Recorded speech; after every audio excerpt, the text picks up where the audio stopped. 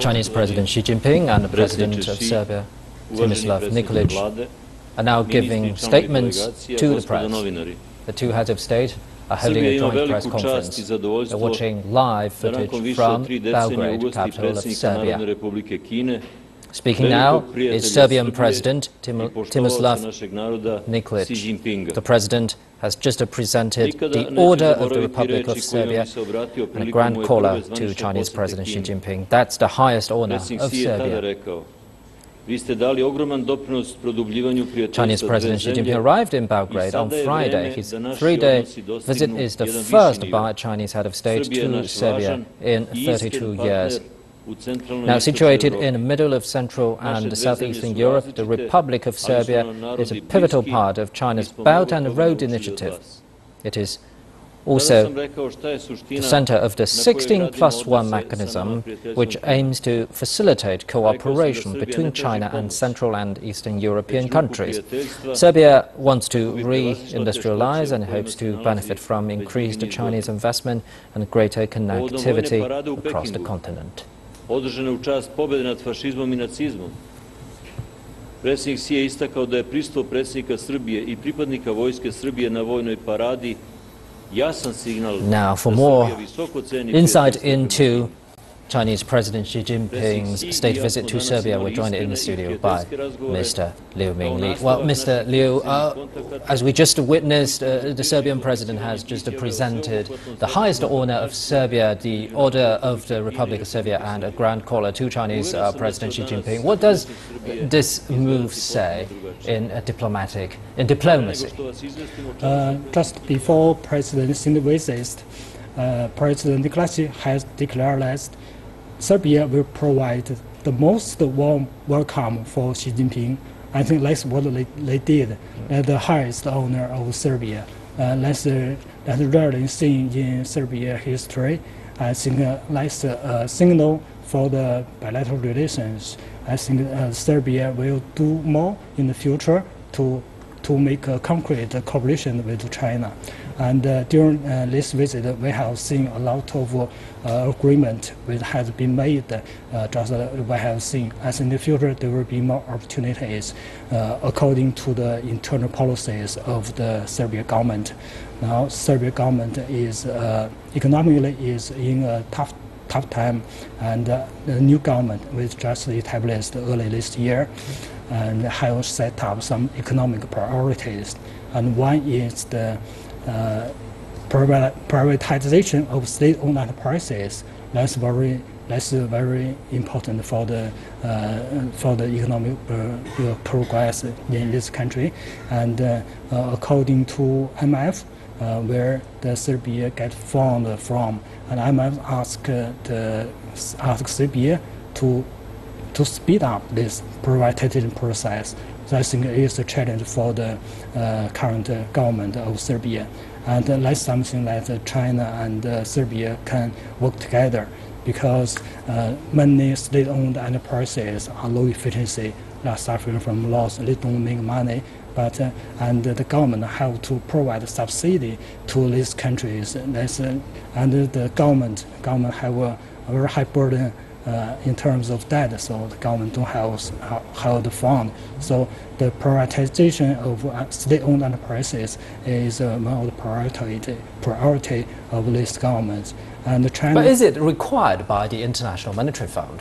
Yes, because IMF as an international finance institution, they provide funds to have the economy. So it's kind of compulsory for Serbia?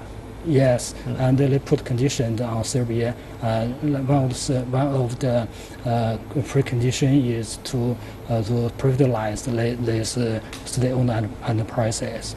But privatization of state assets or state-owned enterprises has been proved that has not achieved common success in Central and Eastern European countries after the end of the Cold War.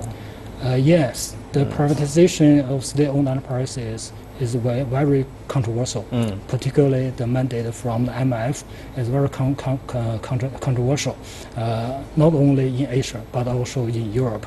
We know after the financial crisis in late 1990s, many Asian economies have taken austerity measures and privatized the state-owned prices. The result proved to be unsuccessful.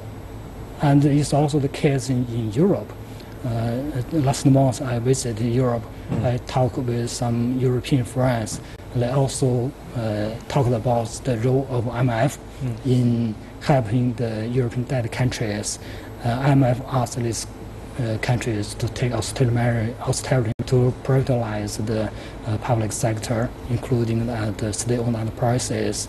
And this country was told that during a couple of years, this country was told after the austerity measures, the economy will recover and the debt ratio will decrease. But that didn't happen to many countries. It tried to the wrong direction. The debt ratio is rising and the economic growth is still slow. So IMF's role is really controversial, particularly the austerity measures and the privatization of enterprises. So I think maybe that's one of the reasons Serbia and China can cooperate with each other. China didn't set this kind of standard for the partners we cooperate with. I think China's way is more pragmatic. So we know that China and Serbia is also seeking cooperation in financial sector. What specific tasks are the two countries are aiming? Yes, finance is very important for a healthy economy. After Cold War, Serbia and other CEE countries, their financial industries are mainly owned by Western banks. That's also controversial because it is said to be healthy because the Western financial institutions, the Western banks are very strong, very influential, and they have a very high effect on the CEE countries. But the 2008, the Wall Street crisis, and the 2009, the European debt. When this crisis happens, the European financial institution withdraw money from the Eastern partners. That's crucial. So because the banks are mainly run by Western banks, so when the money comes out from this region, it will be financial crisis.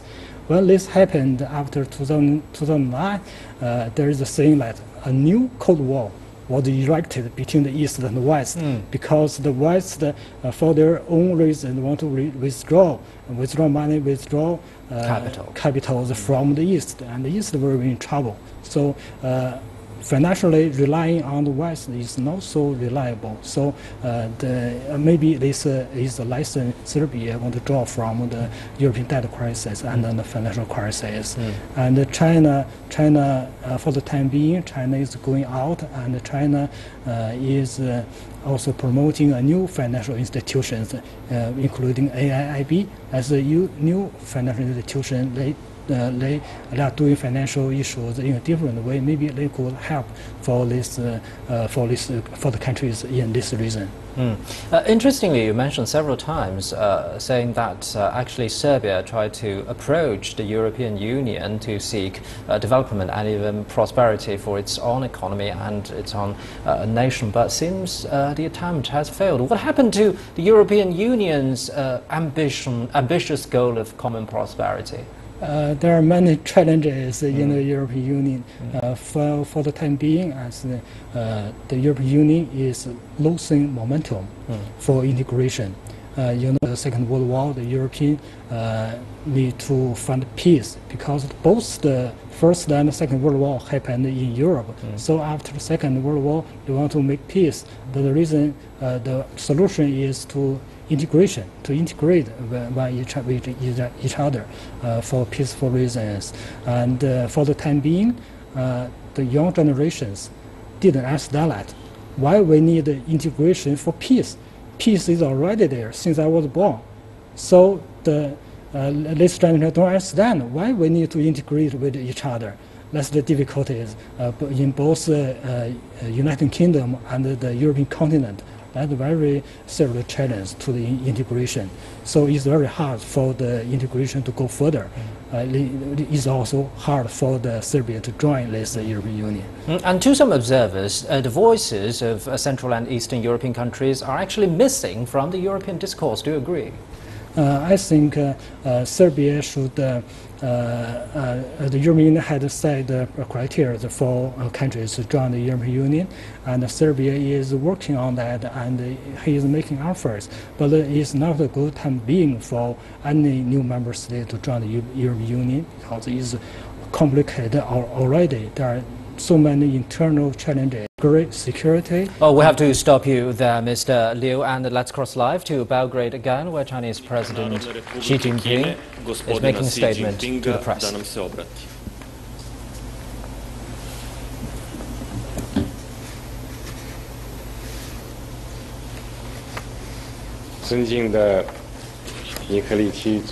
Distinguished President Tomislav Nikolic, Prime Minister Vučić,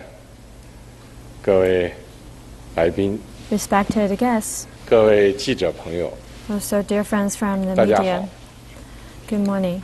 It's my pleasure to meet you all here. First of all, on behalf of the people of China, I would like to send greetings to you present here, and through you, best wishes to the people of Serbia. I would also like to thank the President of Serbia and the government of Serbia. Thank you for your thoughtful preparation and arrangement, also the warm welcome. Just now, I was very honored to receive the order, the Grand Collar of the Order of the Republic of Serbia from the President. And this manifests the goodwill from the President and the Serbian government, also their attention to developing our relations. It's also an evidence that the Serbian people holds deep emotions towards the Chinese people. And I would like to extend my sincere gratitude for that. Serbia has a long history and a splendid culture.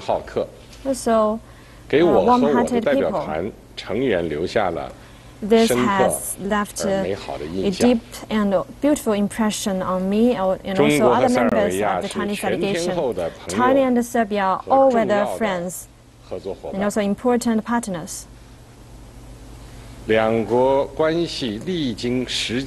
relationship has withstood the test of time and history. China attaches great importance to developing the friendly relationship with Serbia, and we regard Serbia as a friend that is trustable and a good partner. We have strong momentum in the development of our relationship, good potential and a bright future. And the major reason for that is our historical friendship. And another reason is the mutual understanding and mutual support on issues of major concerns. Another contributor is the mutual learning, mutual help of two countries. And I believe that this state visit of me will cement the traditional friendship between China and Serbia and also increase the political mutual trust between our two countries, and also promote our common development and prosperity. Not only just now, but also yesterday, Together with President Nikolic, I had fruitful and good conversation and meetings with the President, and we talked about issues of mutual concern. And we also reached a broad consensus on those issues. We both decided that the relationship between China and Serbia should be lifted to a comprehensive strategic partnership, and we also signed a joint declaration on that. This marks an important breakthrough in our relationship. And this also turns on a new page for the relationship between China and Central and Eastern European countries. This confirms our past cooperation and relationship, and will also bring a new chapter in our future development of relationship and bring new opportunities. Together, we witnessed the signing of a series of important bilateral agreements ranging on production capacity cooperation, financial, infrastructure, people-to-people exchange, and many other fields. Those cooperation fruits will surely help boost China-Serbia relationship and enrich the content of our comprehensive strategic partnership, better benefit the people of both countries. We share the idea that we should maintain high-level visits. For the past 3 years, me and President Nikolic have at least met each other once each year. We have maintained a constant touch, and we also would like to promote the contact between military, government, local provinces of our two countries to cement our political trust and increase consensus. Practical cooperation is a top priority for our bilateral relationship. We agreed to deepen mutually beneficial cooperation, especially those on large projects. In the next period, we will focus on infrastructure, production capacity, agriculture, and other important fields to boost our practical cooperation and make them more extensive, intensive, more wide-ranging, with both quality and benefits. Both sides have decided to expand people-to-people exchange, to expand mutual understanding and friendship. We laid the ground for the China-Serbia Culture Center, and this will be a new beginning for our cooperation in culture, education, sports, and local or provincial cooperation, and help contribute to the world culture development. We will give support to Confucius Institute in Belgrade and also other universities in Serbia, and help promote Chinese Mandarin in Serbia. President Nikolic and I both agree that we should respect each other, treat each other with equality, and also uphold cooperation and win-win. And on this basis, continue to support each other and care for issues of concern to each other. China supports and understands Serbia's efforts to join EU, and we will help promote the long-term and positive development of China-European relations, and try to forge a relationship that features peace, culture, friendship, and many other factors. 塞方支持并积极参与 Serbia 一带一路倡议， supports and also has 愿 been 在中国和 actively 中东 engaged 国家 in 合作中 Belt 发 and Road 挥先锋 Initiative and would like 引领作 to 用， play a pioneer role 对合 in 作整体 this 发展做出重 endeavor. 要贡献。 It 中 also 方愿同塞方一道， has made 在共商、 very 共 successful 建、 contribution to 共 it. 享原则的 China 基础上， is willing 加强 to 政策沟通、设施联 step 通、 up policy, 贸易 communication, 资金融通、 trade, 民 funding 心相通， people to people 拓宽合作平 exchange 台， and 增加合作 expand 抓手， our cooperation 加强 platforms 塞尔维亚国家发展战略同“一 and 带一路”建设和中国、 join 中东国家合作的对接， the Belt and Road 为两 Initiative 国务实 with 合作在 Serbian “一 national 带一路” development 建设和 strategies 中国、中 so 东国 that 家合作中赢得新的 we can 重要 have 机遇。 new opportunities in Belt and Road Initiative and Serbia's national development and have new development opportunities. Dear 尊敬 friends, 的尼克利希总统， respected President Nikolic, 大厦之城非一木之 a 材， great mansion is not built by only one piece of 非 wood, 一流之圭也。 and an ocean is not 中塞两国传统 only 友谊 made by 根 one 基牢 stream. 固。 We have a very firm 这是两国领导人和社会各 root 界的 in 共 our 识， traditional friendship, and this 中方 is a 对此倍 consensus 加 of 珍惜。 our two countries. 我 China 们 really treasures 愿同塞 this 方一道， relationship. China is willing to 以中 join 塞建 Serbia 立全面战略伙伴关系为新起点， and take 开启 as 双 the new 方 beginning 增 point 进战 the 略互信、 establishment of our 扩大务实合作 comprehensive 的 strategic 新 partnership 征程。 and 谢谢大家。 start a new journey of strengthening political trust. Thank you all.